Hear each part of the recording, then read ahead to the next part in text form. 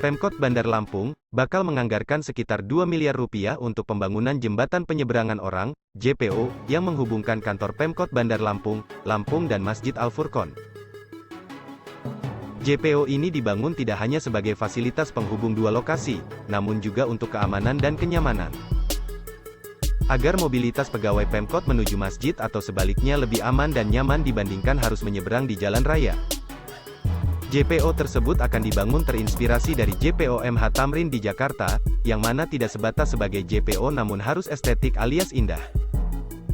Selain menambah estetika kota, kedepannya JPO Masjid Al-Furqon Pemkot Bandar Lampung, Lampung juga bakal menjadi salah satu objek wisata yang dapat dinikmati masyarakat. Rencananya, jembatan tersebut akan dibangun paling cepat Maret tahun 2023 mendatang dan paling lambat selesai di akhir tahun 2023. Lebar jembatan direncanakan sekitar 2-3 meter dengan panjang sekitar 200 meter dan tinggi jembatan dari jalan raya sekitar 10 meter. Wali Kota Bandar Lampung Eva Dwiana dalam berbagai kesempatan kerap menyebut terkait rencana pembangunan JPO ini. Fungsi jembatan penyeberangan tersebut tidak hanya untuk mempermudah pegawai Pemkot menuju Masjid Al-Furqon, namun juga bisa menjadi ikon kota Bandar Lampung dan destinasi wisata yang dapat diakses masyarakat.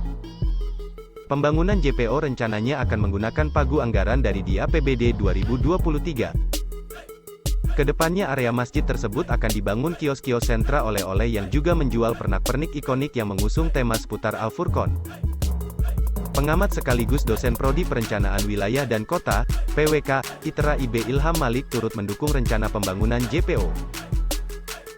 Ia mengungkapkan jembatan yang akan dibangun sesuai dengan kebutuhan di mana untuk menghubungkan kantor wali kota dengan Masjid Al-Furqon, dari sisi keuangan tidak ada problem, karena berdasarkan connectivity dari sisi simbolis juga menunjukkan interaksi antara penguasa dengan agama, simbol ini tentu mengindikasikan hal yang bagus.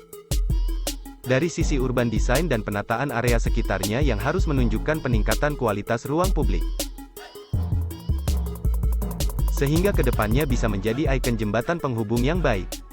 Tidak hanya dari sisi desain tapi juga aksesibilitas.